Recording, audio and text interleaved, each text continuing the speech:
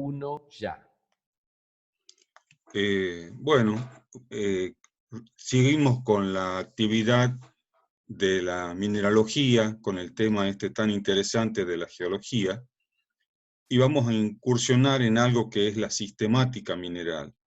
La sistemática es una forma de ordenar los conceptos, no solo en mineralogía, sino en toda la ciencia. Es una forma de organizar los conocimientos. Acá la primera imagen que vemos tiene una frase, y lo que he representado es esta sigla que es el IMA, es la Asociación Internacional de Mineralogía, y es una de las últimas frases que ponen, porque era una estructura muy conservadora la Asociación de Mineralogía. Y lo que ponen es lo siguiente: las especies minerales pueden ser agrupadas de diferentes maneras. Eso no lo tenían en cuenta antes. Sobre la base de la química, la estructura cristalina, la aparición de la asociación de historias genéticas, eso es algo nuevo también, de los recursos, dependiendo de la finalidad para que sirva la clasificación. Eso es un cambio radical, porque es como que habilitan otras clasificaciones, no solo la que vamos a mostrar hoy. ¿En qué se basa la mineralogía sistemática? Siempre se ha buscado la forma de que pueda ordenar los conocimientos sobre mineralogía, y de hecho ha tenido conceptos, criterios muy variados, como dice la imagen. Se buscaban criterios químicos, solo físicos, las asociaciones minerales, cómo se vinculaban los minerales, ordenados alfabéticamente. Miren eso, cómo ensambla en ciencia ordenar alfabéticamente los minerales. Por el color, tampoco, si bien hay una base de una idea de los principios de las propiedades físicas, pero no abarcan a todos los minerales, la génesis, hasta que un científico de aquellos en el tiempo atrás, Berzelius, organiza una clasificación basada en los criterios químicos. Mientras siguen avanzando los conocimientos, se avanza hasta que se puede encontrar la clasificación que involucra a la composición química de los grupos aniónicos dominantes.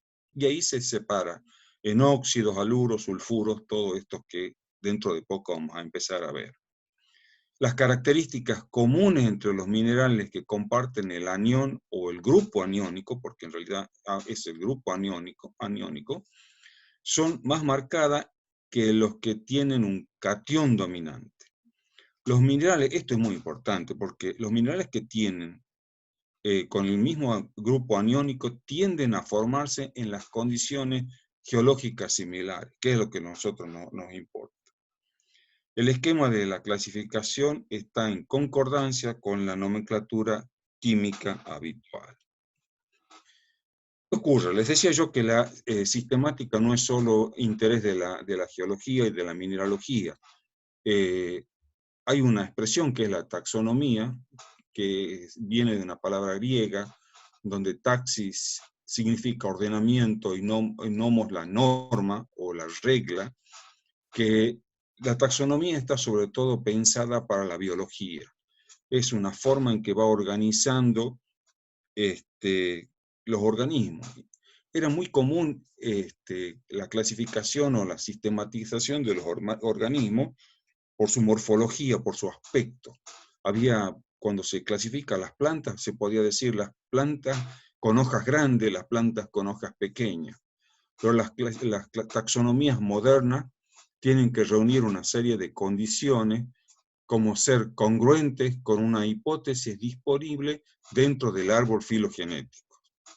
Las últimas taxonomías se basan, por supuesto, en algo mucho más elaborado, que son los patrones que surgen de los análisis de ADN. Así se establecen órdenes. El orden más alto en el pasado era el reino, y hoy está reemplazado por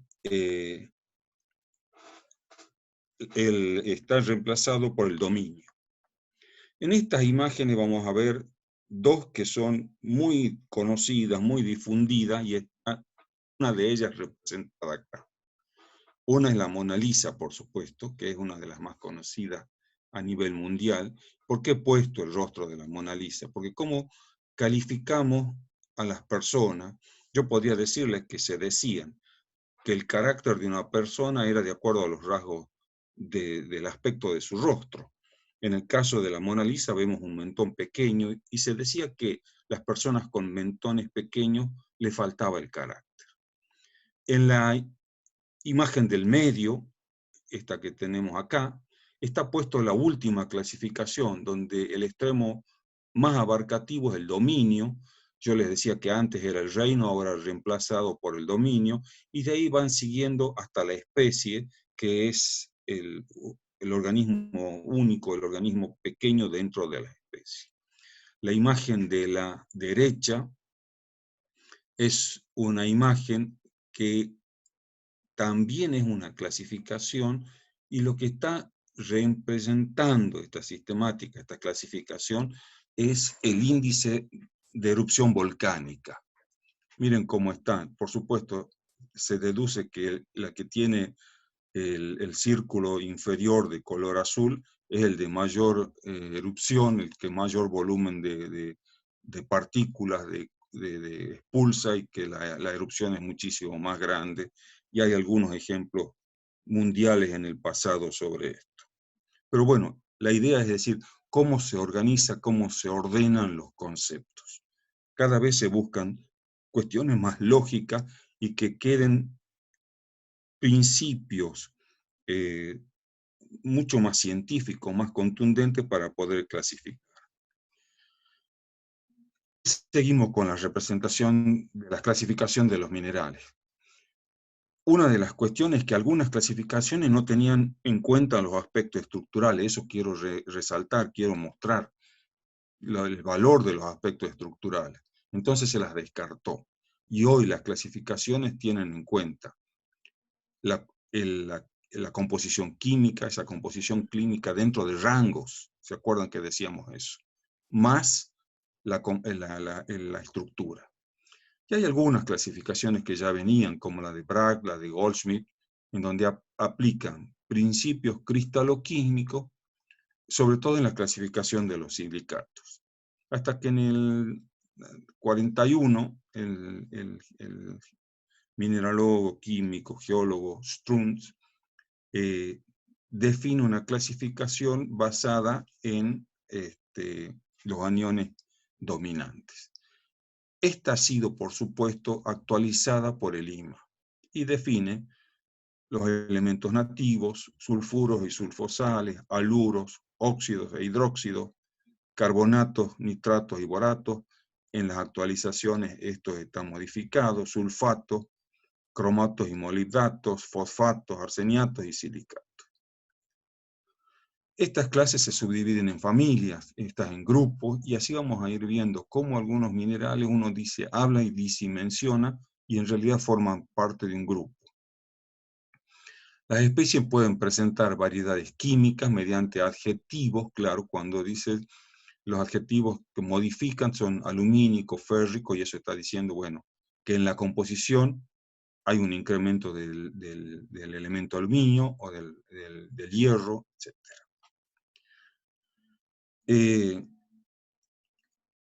Hemos vuelto acá. Esta es la clasificación de Strunz modificada en el año 2004 por el IMA, la Asociación Internacional de Mineralogía. Y están, Strunz hace 9, estos los amplían a 12.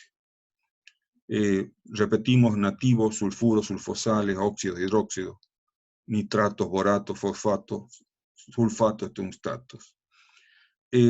Para ejemplificar estos conceptos que vamos a presentar ahora, vamos a tomar solo algunos. Vamos a hablar de los elementos nativos y de los silicatos.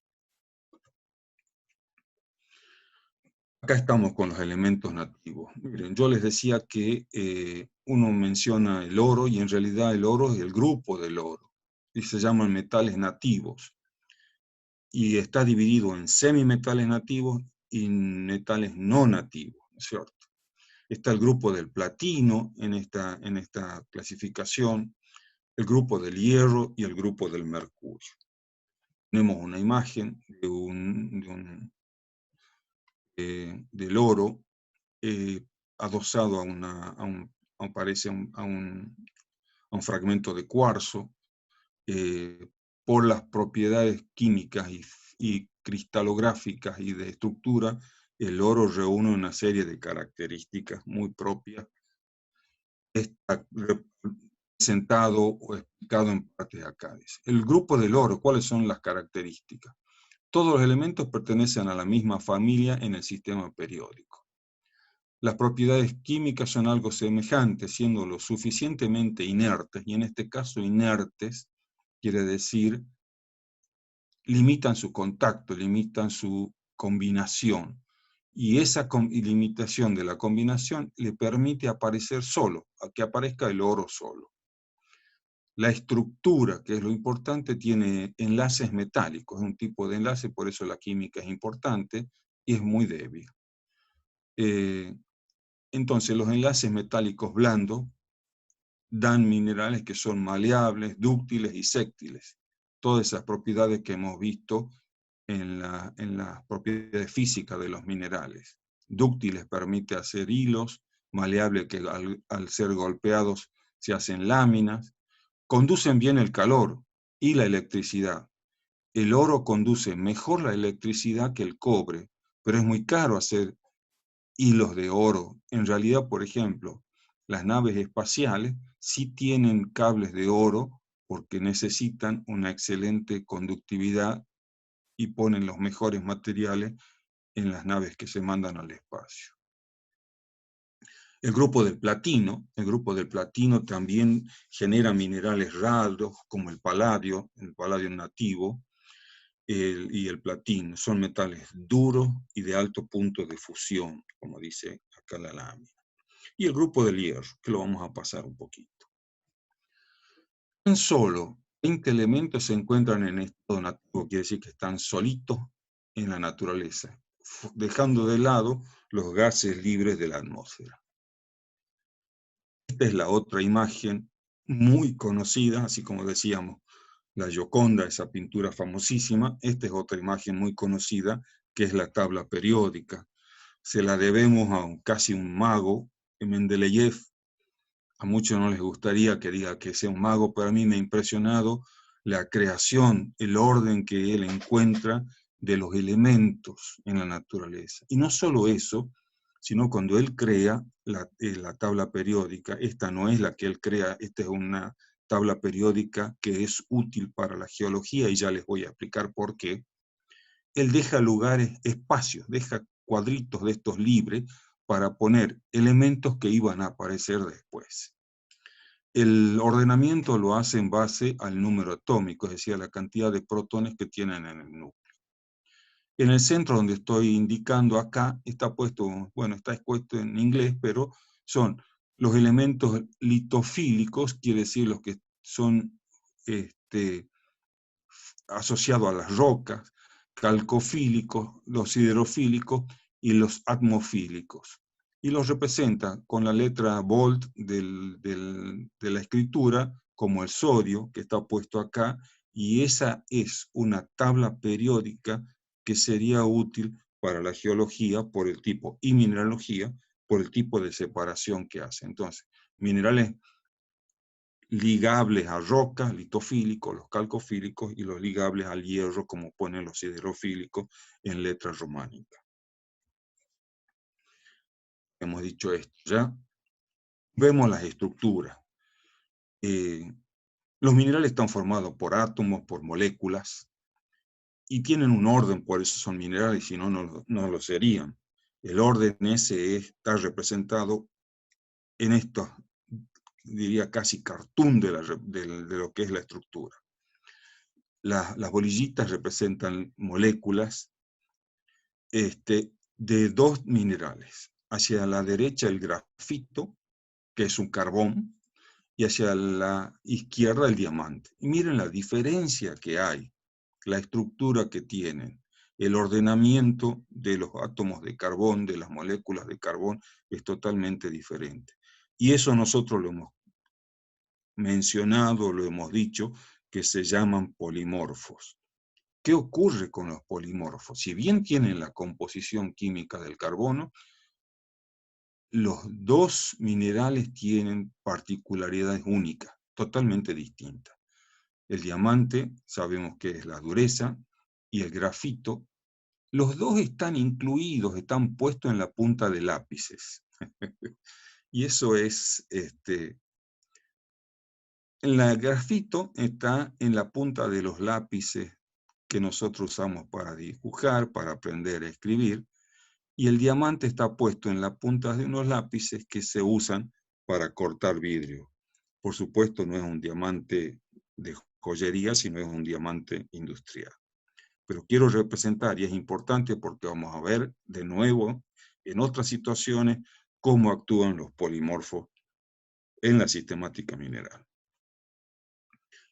Una imagen de lo que es hacia la izquierda el grafito y el diamante, perdón, hacia la izquierda el diamante y hacia la derecha el grafito. Empezamos a entrar lentamente en lo que decíamos. Íbamos a ver los elementos nativos y íbamos a ver los silicatos. Y vemos la estructura elemental de los silicatos, el tetraedro de silicio. ¿Qué significa? 8 átomos de oxígeno y 1 de silicio en el núcleo. Y forma un tetraedro que logra una asociación, una estructuración de diferentes maneras, y eso va a dar un desarrollo dentro de los silicatos muy particular, como consecuencia del ambiente donde se van a formar esos minerales. Tenemos el grupo de los silicatos. Los silicatos, acá dicen, constituyen, en realidad es un rango, entre el 80 y el 90% de la corteza continental y oceánica.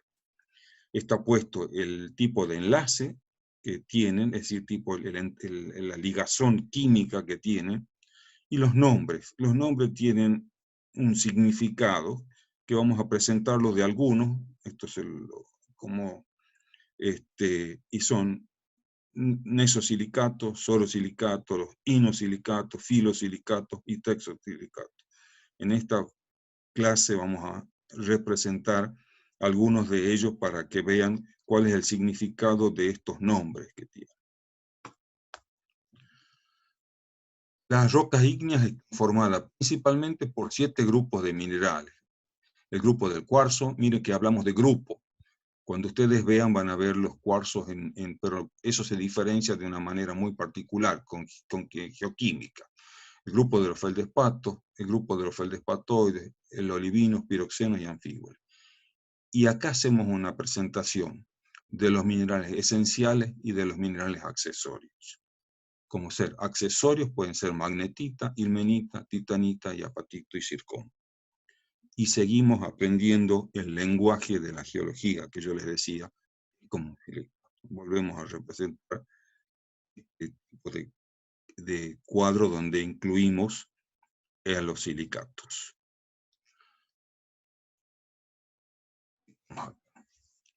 Esta cuadro representa al grupo de los tectosilicatos, que es el grupo formador de rocas, sobre todo las rocas ígneas, con minerales como plagioclasa, feldespatos alcalinos y feldespatoides. En estas representaciones geométricas es el tipo de estructura de los tectosilicatos. Y quiero irme a la imagen de la izquierda, en donde está el cuarzo, en el ángulo inferior. Y decíamos que el cuarzo es un grupo, en donde están representados las presiones y las temperaturas. Hay un cuarzo que se conoce como cuarzo alfa, y ese cuarzo alfa arranca con 100 grados más o menos de temperatura y puede llegar hasta 300, 350, un poquito más. Un cuarzo beta tiene presiones de hasta 30 kilobares. Un cuarzo beta, las presiones aumentan hasta 40 kilobares y la temperatura puede ir entre 600 y 1500, 1400 grados centígrados. Eso tiene que ver con el lugar de generación y de emplazamiento de estos líquidos que son líquidos fundidos o semifundidos. Y hay dos tipos de cuarzo que tienen unos nombres muy particulares, la tridimita y la cristobalita, que son cuarzos de rocas de altas temperaturas, sobre todo rocas volcánicas. Están puestas acá en la parte inferior hacia la derecha algunos nombres de rocas que por ahora no la vamos a mencionar, pero que sí son rocas silíceas con cuarzos de elevadas temperaturas como la tridimita y la cristobalita. Los feldespatos. ¿Qué pasa con los feldespatos? Feldespato es un grupo muy importante. Cuarzo y feldespato es prácticamente ya una roca en esa asociación. Y tenemos, como vemos, está la estructura, el diseño que tienen de los feldespatos, la complejidad. Y tienen rangos químicos, tienen variaciones químicas. Hay feldespatos que se conocen como feldespatos alcalinos y que van en un rango de aluminosilicatos de potasio hacia aluminosilicatos de sodio. Y después hay otra que se conoce como una serie, la serie de las plagioclasas, que van desde del extremo de la izquierda, que es el extremo sódico, hasta el cálcico, que es el extremo de un mineral que se conoce como anortita. Esta variación no solo es composicional, es decir, que vamos variando desde el sodio hasta el calcio, sino también está relacionada con el incremento de las temperaturas de los magmas donde se forman este tipo de minerales para dar lugar a las rocas. Las mayores temperaturas están asociadas, por supuesto, con el calcio. Las menores temperaturas son del sodio y del potasio. La plagioclasa, que es lo que veíamos como esa serie, las plagioclasas están asociadas junto con los feldespatos potásicos en la composición de las rocas, y varían, y eso da lugar a diferentes nombres y tipos de roca. Decíamos, la albita es el extremo sódico, como está puesto en el cuadro de la parte superior derecha, hasta un extremo que es el extremo cálcico. Bueno, y está puesta la temperatura también. Pueden alcanzar temperaturas muy elevadas, sobre todo en rocas volcánicas.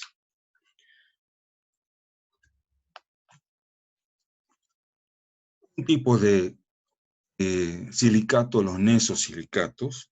Los nesosilicatos tienen una estructura muy particular, donde tetraedros aislados, tetraedros independientes, y dan lugar a un grupo de minerales que se conocen como olivinos. Los olivinos tienen una particularidad, se los puede encontrar a profundidades entre 350 y 400 kilómetros de profundidad. Y cuando están en esos rangos, hay un cambio y tienen una misma composición química y diferentes tipos de estructura. ¿Y a qué se debe eso? Al cambio de posición en la corteza, en donde van a variar las temperaturas y las presiones. En superficie se lo encuentra en rocas que prácticamente no tienen sílice, es decir, no tienen cuarzo, y son de elevadas temperaturas. Entonces, los olivinos tienen polimorfos y cambian el nombre del mineral. A los 400 grados, 300 kilómetros, 350 kilómetros, el mineral que aparece dentro de los olivinos se conoce como espinela. Los filosilicatos. Los filosilicatos es viene el nombre, como le decía, los nombres tectofilo, inosilicato, nesosilicato, vienen de la configuración que tiene la estructura.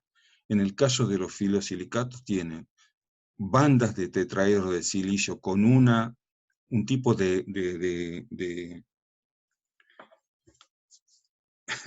con un tipo de conexión físico-química fuerte con otra débil, y van cambiando en ese tipo este, los filosilicatos forman el grupo de las micas, que son varios. Hay micas que son de composición alumínica, micas ferromagnesianas, como son las micas oscuras, la biotita, y hay micas de litio, que son las flogopitas. Está como en una mica, una imagen de una mica, de una muscovita, en donde se ve esa situación de las bandas con una buena ligazón físico-química de las capas con otra de un enlace débil. Eso es, un enlace fuerte con otro enlace débil, y permite esa separación en láminas de las micas. Bueno, ¿qué pasa? Tenemos los minerales, tenemos los silicatos, tenemos los grupos de los silicatos, y estos están juntos, están asociados. Y una de las características que decíamos que tienen los minerales es la posibilidad de estar juntos en un grupo que esté geológicamente posibilitado esa asociación. Y el caso es que tenemos cuarzo, estos cristales que se ven acá, estos minerales que se ven acá, estos cuarzos. Vemos feldespato, estos de color blanco, ¿sí? Blanco realmente, y las micas. Esta asociación mineral la posibilita un rango de temperatura y un rango de presión. La roca es un granito. Vemos acá otro granito con mucho mayor cantidad de minerales oscuros.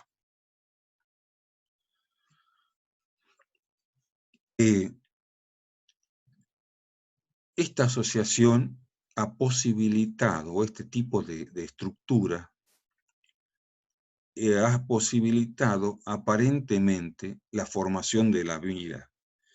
El tipo de entramado permite que los entramados fuertes dentro de los filosilicatos, que en este caso es una arcilla, deje la posibilidad, habilite la posibilidad de que una molécula de aminoácido quede atrapada en esas dos capas. Y esa asociación, esa combinación, habría dado en tiempos muy remotos la alternativa de que florezca la vida. Y hay algunas ideas de la fuerza de los cristales en este contexto. En la imagen de acá, estos serían feldespatos. Esto es lo que acabamos de ver de los filosilicatos que permitirían el entramado. En los feldespatos, pequeñas oquedades en donde habrían quedado los aminoácidos atrapados para dar lugar a que esa combinación posibilite la vida. Esto que vemos acá se conocen como los cabellos de Venus. Es una bacteria y que crece en medio de las rocas volcánicas encontradas en Canarias, en la isla de Hierro. Para que vean la asociación que hay entre los minerales, la roca y la vida. Eso da lugar a algo que vamos a ver solamente de pasada en estos momentos, que es los biominerales, que las nuevas clasificaciones, las nuevas directivas de la Asociación Internacional de Mineralogía empiezan a incluirlos, empieza a aceptarlos. En el pasado no eran considerados. Pero la importancia que cobran los biominerales, no solo por el volumen que son, sino, por ejemplo, en la exploración a Marte, la aparición de ciertos minerales equivalente a lo que se conocen en la Tierra, podría inferir la posibilidad de la existencia de vida en ese planeta. Entramos a adentrarnos en algo que es lo que vamos a ir aplicando una vez que conozcamos los minerales, que son las rocas. Y en este caso estamos mencionando algo que son los ciclos. En el análisis de lo que es la evolución de la naturaleza de la Tierra, hay diferentes ciclos. Tenemos el ciclo de la roca, que es el que estoy presentándoles ahora, pero también tenemos el ciclo del agua, y hay ciclos de algunos elementos como el carbón, el oxígeno, etcétera, y que en algún momento los podremos ver.